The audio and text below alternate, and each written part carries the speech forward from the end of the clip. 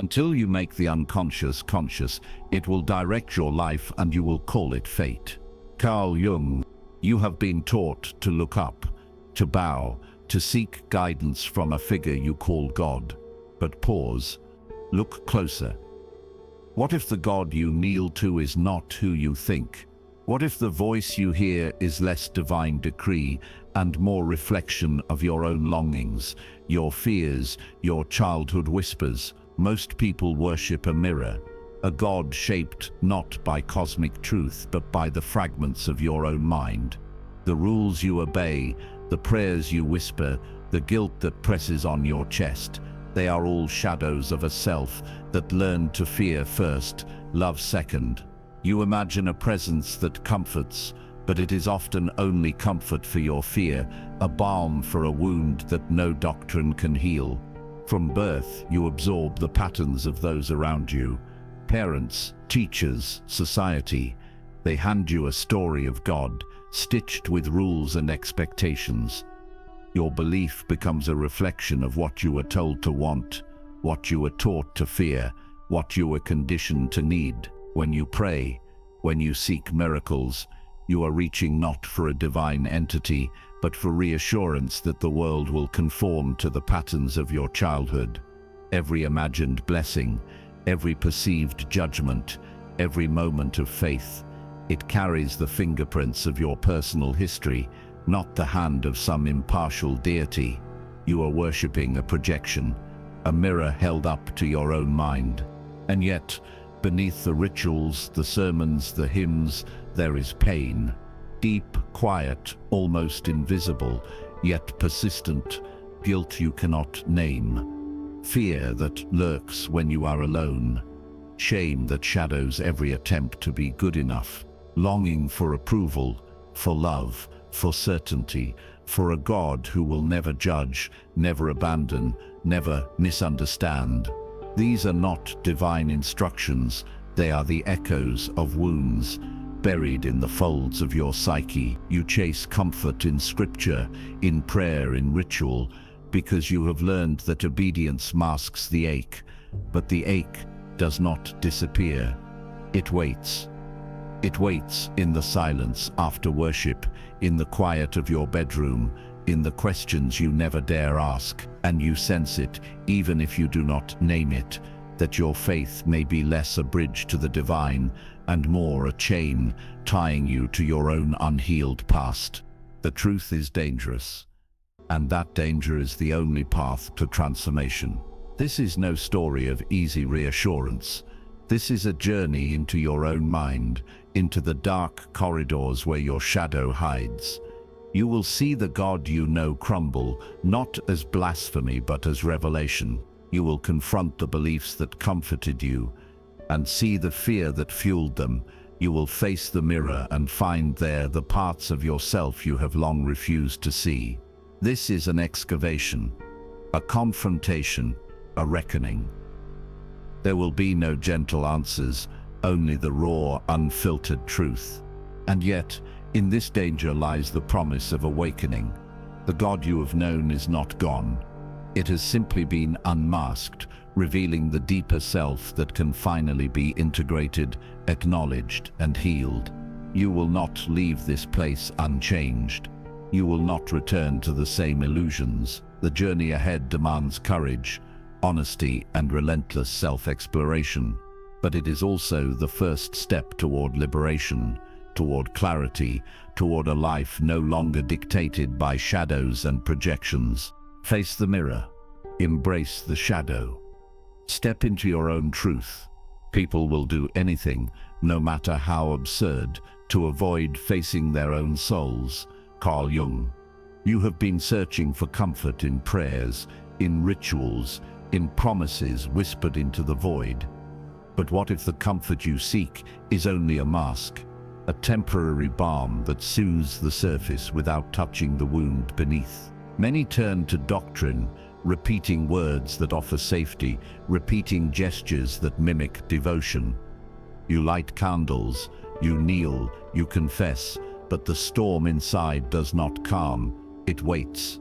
Rituals can make you feel protected, but they cannot heal the fractures that live in your unconscious. They are scaffolding, not foundation.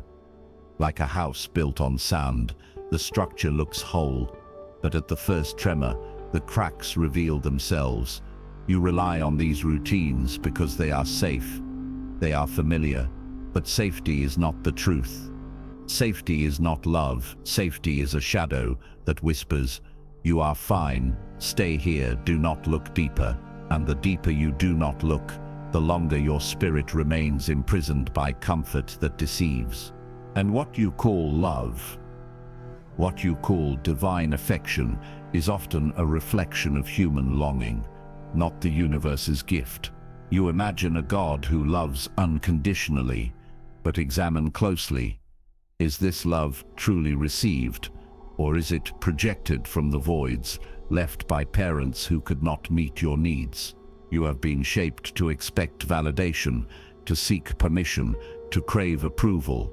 The voice of God that you feel in your chest often echoes the voice of a parent, a teacher, a society that demanded obedience before acceptance. Every blessing you interpret, every miracle you hope for, every reassurance you grasp, it is tinted with human expectation. You pray for forgiveness, not because the universe demands it, but because guilt, shame, and fear were implanted long ago, and you long for someone, anyone, to approve of you. You are chasing a love that is your own shadow dressed as divine. This illusion comes at a cost. It teaches dependence instead of courage, compliance instead of insight. Every comforting word, every ritualistic repetition keeps the wound alive, hidden and unexamined.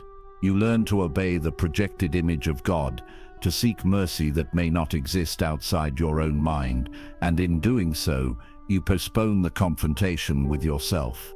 You avoid the terror of solitude, the discomfort of facing a universe or a self that does not conform to expectations. And yet, by clinging to this false comfort, the shadow grows. The wound festers in silence. Anxiety whispers when the ritual is over. Doubt seeps into the corners of your mind. You feel the hollow echo of reliance, the subtle ache of pretending, the faint scream of your unacknowledged soul. And here is the paradox. The more you cling to projection, the farther you drift from truth. You have been taught to find safety in repetition, love in expectation, and identity in external validation. But what awaits when these illusions are stripped away is not annihilation, it is awakening. You are standing at the edge of your own psyche, poised to see that the God you have leaned on is not absent, but misunderstood. The comfort was never a gift, the love was never complete, the rituals were never enough. And yet, in recognizing this, you discover the first glimmers of autonomy, the first sparks of authentic connection, the first breath of freedom from shadows disguised as guidance. You must let the veil fall. Let the illusions crumble. Face the mirror of your own unmet needs and hidden fears. Only then does the path to true healing begin. Only then does the God you encounter cease to be a reflection of your wounds and become a symbol of conscious presence, a guide, not a crutch. Only then can you taste a love that is not borrowed, a comfort that is not borrowed, a light that shines from within. Step beyond comfort, see the truth, own your love. Your visions will become clear only when you can look into your own heart. Who looks outside, dreams. Who looks inside, awakes. Carl Jung. You have sought solace in ritual repetition and prayer. You kneel, you chant, you follow rules handed down through generations, believing these acts will shield you from chaos. But pause, look closer. Comfort can be a trap. It can soothe the surface without touching the fracture beneath. You light candles, attend ceremonies, scroll through daily devotions on your phone, and feel momentary peace. Yet the storm inside remains. The rituals mask the unease, the doctrines fill the silence, but they cannot mend the invisible cracks in your psyche. Like a plaster over a deep wound, they conceal without healing. You believe obedience is protection, repetition is safety, and faith is the answer. But what you cling to is often scaffolding, temporary, fragile, an illusion of stability. When life shatters this illusion, when loss, betrayal, or failure strikes, you find the comfort you relied upon was only a shadow, a mirror reflecting your need for control rather than the truth of existence. True healing does not come from repetition or external approval. It comes from facing what you have avoided, from looking directly at the shadow you have hidden behind ritual. And what you have called love, the love of God, is often a projection. You imagine unconditional acceptance, but examine closely. Is it real, or is it borrowed from the expectations of others? Parents who could not hold you, teachers who demanded perfection, a society that judges before it nurtures, these are the architects of the love you chase. Every prayer you utter, every hymn you sing, every longing you carry is tinted with unmet need. You seek forgiveness not from the cosmos, but from the echoes of authority figures who never offered it fully. When you feel comfort in divine presence, you are often comforted by the reflection of your own desire to be approved, validated, and safe. The love you feel is real in its emotional impact, but it is not freely given. It is shaped, conditioned, demanded. You have projected your longing onto an external figure and called it sacred, mistaking shadow for substance, hope for truth. The cost of this illusion is profound. It teaches dependence over courage, obedience over authenticity. You grow familiar with comfort and fear simultaneously, learning to obey a version of God designed by your wounds rather than your conscious choice. Anxiety seeps beneath the rituals, doubt echoes in the spaces between prayers, and the ache of unresolved longing persists. You feel secure only when you perform, only when you seek, only when you appease the image of God that reflects your own need for safety. The deeper your attachment to this projection, the more you postpone the confrontation with yourself. You avoid the terror of facing a reality that is unshaped by expectation, the emptiness that speaks when rituals fail, the silence that demands you look inward. Illusion may ease your steps, but it binds your soul, keeps your shadow unexamined, and steals the freedom that comes with awakening. And yet, within this cost lies opportunity. Recognizing the illusion is not loss, it is revelation. You awaken to the fact that comfort was borrowed, love was borrowed, authority was borrowed. You see that rituals are not weakness, but placeholders, waiting for consciousness to fill them. And when you dare to look, when you begin to distinguish projection from truth, dependence from authenticity, you glimpse the first spark of freedom. You begin to feel love that originates within, comfort that is self-generated, and guidance that comes from conscious awareness, not unconscious longing. The veil lifts. The shadow that once disguised itself as God becomes a teacher, showing you the patterns you carry, the wounds you hide, and the light that waits beneath. See the illusion, meet the shadow, claim your truth. Until you make the unconscious conscious, it will direct your life and you will call it fate. Carl Jung, from the first breath you took, patterns were being written into you, scripts inked not on paper but on the deepest corners of your psyche. Authority whispered its rules. Parents demanded obedience with an unspoken mix of love and fear. Praise came with strings, punishment was swift, and you learned quickly that safety was conditional. Every glance of disapproval, every raised voice, every subtle withdrawal of affection shaped a blueprint of the divine. God became a reflection of the authority figures you both revered and feared. You imagined a presence that rewards or punishes, that approves or condemns, because that was the lens through which the world first taught you to survive. And now, decades later, you carry that script unknowingly, kneeling in ritual, whispering prayers, hoping for mercy, seeking reassurance, not from a deity but from the echo of that first fear. The voice of childhood authority still resonates in every confession, every moral anxiety, every anxious hope that God is watching. It is subtle, often invisible, but it shapes every spiritual perception. The shadow you carry is not abstract.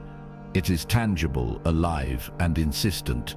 Rage you buried after years of neglect, shame that whispered that you were never enough, insecurity that shaped every relationship. These wounds find their way into your image of God. You project your pain, your longing, and your anger onto a figure you call sacred.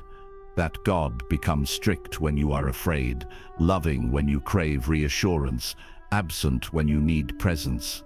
In doing so, you externalize what you cannot yet face inside yourself. You seek the reflection of your inner chaos in the world outside, hoping to control it through devotion, ritual, or obedience. But the reflection is never neutral. Every divine judgment mirrors your self-criticism. Every blessing mirrors your unhealed desires. Every punishment or reward imagined in Scripture carries the fingerprints of your shadow, the hidden parts of yourself you have yet to acknowledge. You worship not the divine, but the echo of your unintegrated psyche.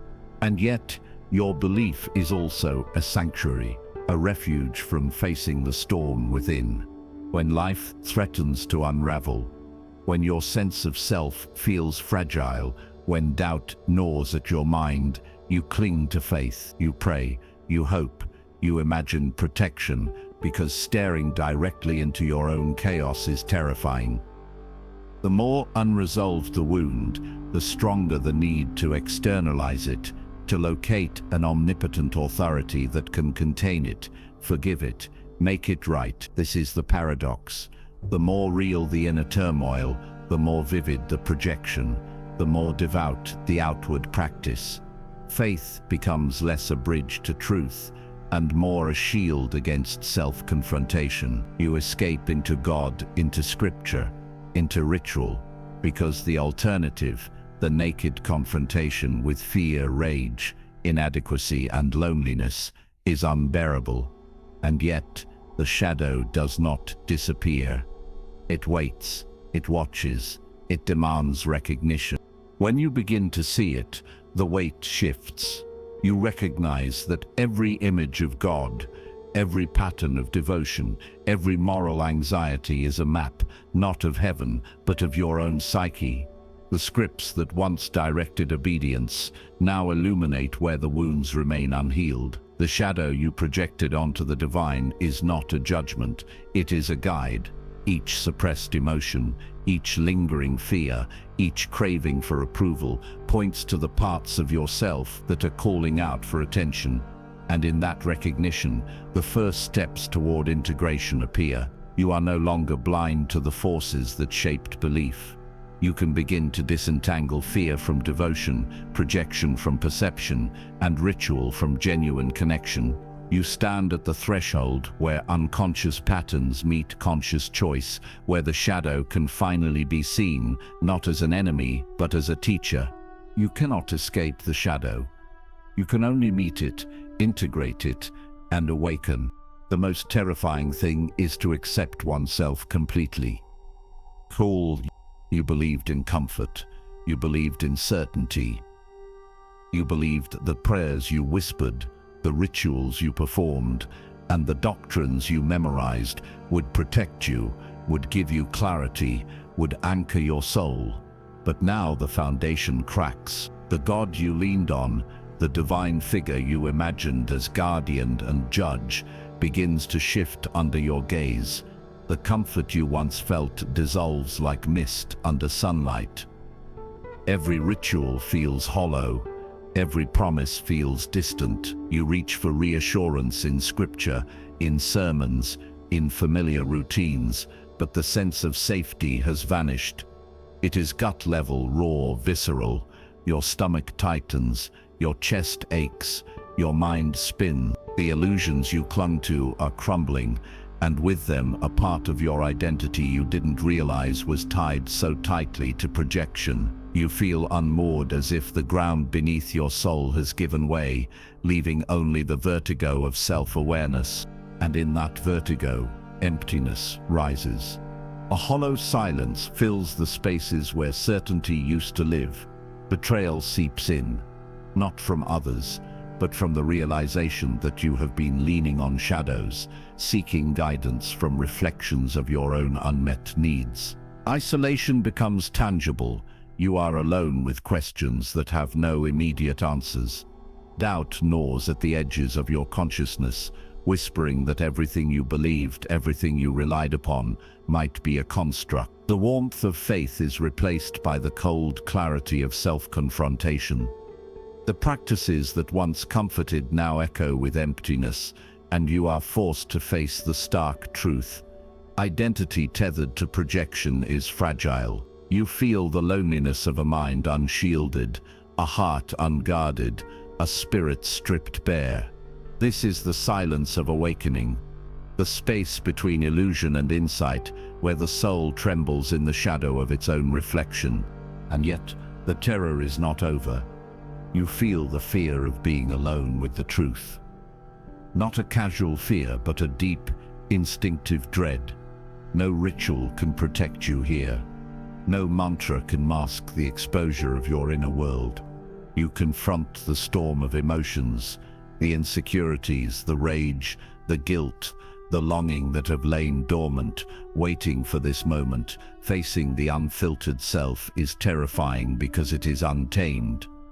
There is no one to negotiate with, no authority to appease, no external validation to cling to. You are stripped to raw consciousness, staring into the abyss of your own psyche, and the abyss stares back.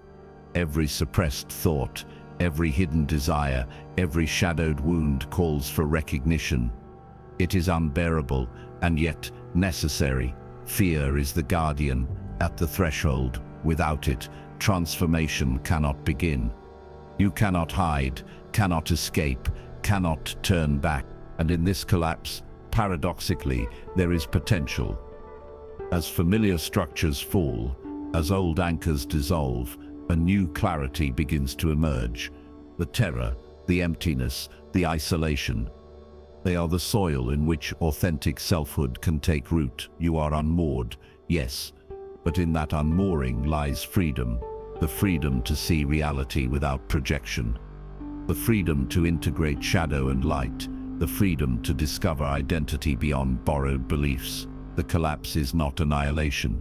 It is the clearing of space, the empty room in which your consciousness can finally breathe. You are standing at the edge of chaos, and within that chaos, the seeds of rebirth await. Embrace the collapse. Face the void. Reclaim yourself. Show me a sane man, and I will cure him for you. Carl Jung. You have lived in the shadow of obedience, mistaking it for devotion. Every prayer whispered, every command followed, every ritual performed.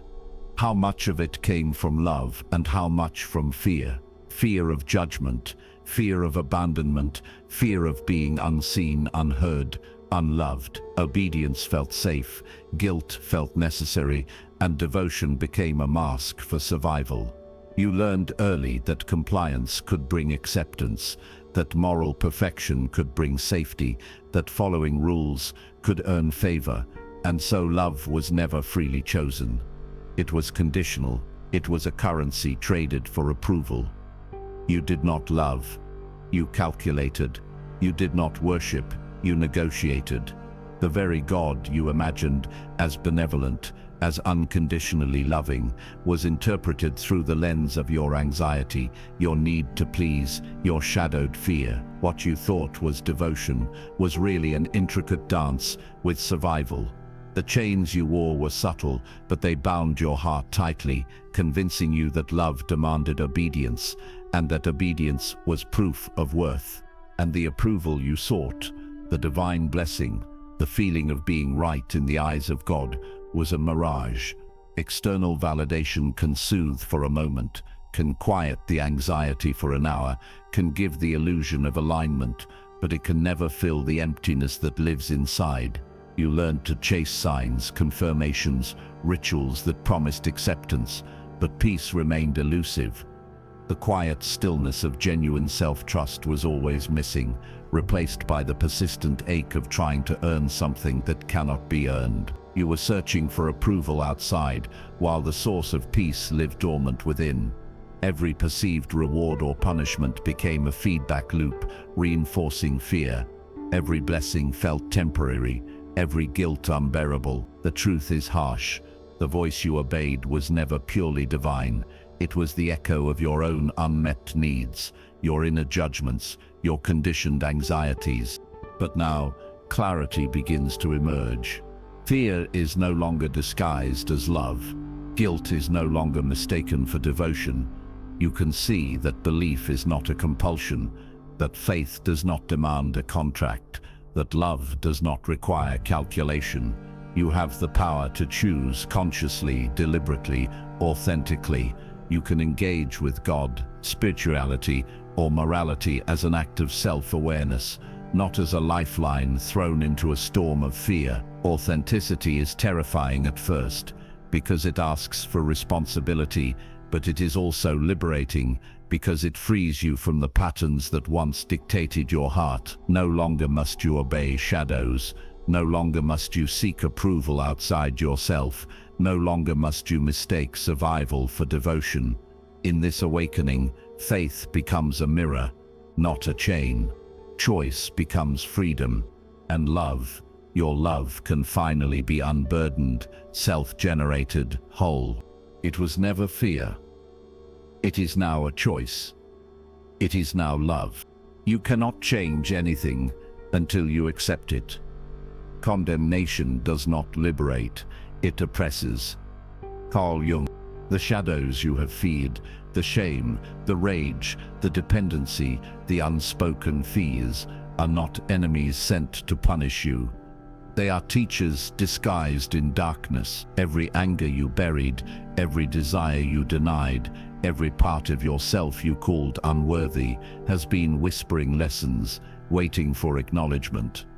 You have projected them outward, imagining them as judgment, as wrath, as divine correction, when in truth they have always resided within. To meet the shadow is to step into a room long avoided, to illuminate the corners of your psyche where shame and fear have thrived unseen. And when you step in, trembling at first, you realize that the shadows are not monstrous. They are maps. They show the patterns that have controlled your choices, the wounds that have dictated your prayers, the hidden anxieties that have governed your devotion. They are not punishment, they are guidance. Every rage, every guilt, every craving for approval is a teacher waiting to be heard. Integration begins when fear becomes curiosity. You begin to touch the edges of the chaos you have long denied. That part of you that feels unworthy, that panics at uncertainty, that longs for control once recognized, is no longer a chain, but a tool. You sit with it, examine it, allow it to voice. Perhaps you recall moments when anger flared at a slight that seemed minor, and now you see it as a signal, a clue pointing to deeper wounds. Perhaps you confront the shame embedded in childhood expectation, and it softens when acknowledged. Perhaps dependency, once a source of embarrassment, becomes a teacher of interconnection, revealing where support and boundaries must meet. Every broken piece, every trait you once rejected, when met with awareness, begins to form a mosaic of self that is stronger, clearer, more conscious. Identity emerges, not from perfection, but from honest acknowledgement of all that has been denied. You learn to walk with the storm inside you, not away from it, and in doing so, you reclaim the power that fear has stolen. And now, the relationship with God transforms. The figure you once imagined as punishing, approving, or withholding is no longer a projection of unmet needs. God becomes a symbol of conscious guidance, a mirror reflecting not your fear, but your capacity for awareness. Prayer is no longer a plea for approval, it is a dialogue with your own consciousness. Rituals are no longer chains, they are conscious acts of reflection, grounding and alignment. You choose your devotion rather than obey it. You understand that the divine is not a parent demanding compliance, but a symbol that helps you navigate life with clarity, courage and integrity. The power is yours to believe freely, to engage authentically, to honor your shadow without being enslaved by it. You are no longer at the mercy of projection. You are awake, integrated, empowered, and the God you encounter is not a reflection of fear, but a guide through conscious life. Face the shadow, own the power, walk in clarity. Even a happy life cannot be without a measure of darkness, and the word happy would lose its meaning if it were not balanced by sadness. Carl Jung, you stand now on the edge of a new horizon. The illusions that once dictated your fear, the projections that once demanded obedience, have loosened their grip. The chains of guilt, shame, and conditional love lie broken at your feet. Freedom is not loud, it is subtle, a quiet clarity that seeps into your bones. You breathe differently now. Every choice, every thought, every act of devotion carries the weight of conscious awareness, not the invisible scripts of childhood or the shadowed echoes of unexamined fear. Liberation is yours because you have faced the storm inside you, looked into the mirror of your shadow, and realized that the divinity you sought outside always lived as potential within.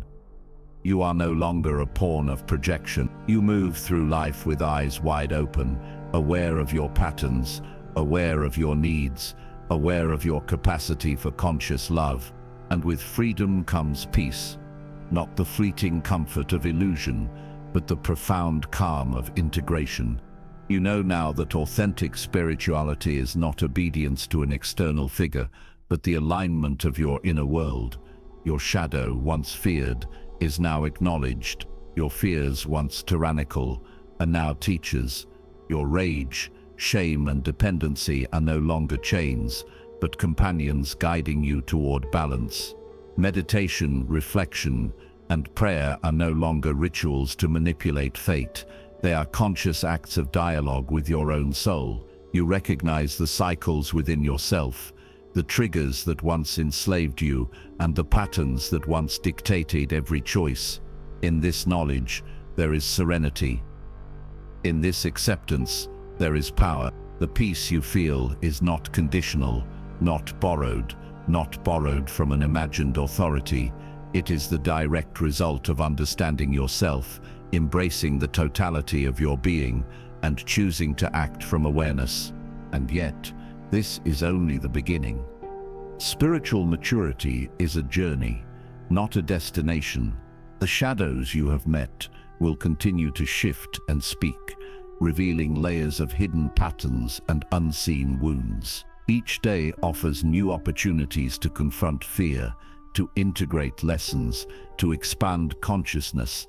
The invitation is clear: continue walking, continue reflecting, continue engaging with the deepest parts of yourself. Let curiosity replace judgment, let courage replace avoidance, let consciousness replace reaction. Your path is illuminated by self-awareness, not by external expectation. The God you engage with now is no longer a distant authority, but a mirror reflecting your capacity for presence, integrity, and intentional living. Each step forward is a conscious choice toward clarity, each breath a testament to your liberation, each action a declaration of authenticity. Choose awareness, embrace the journey, live in peace.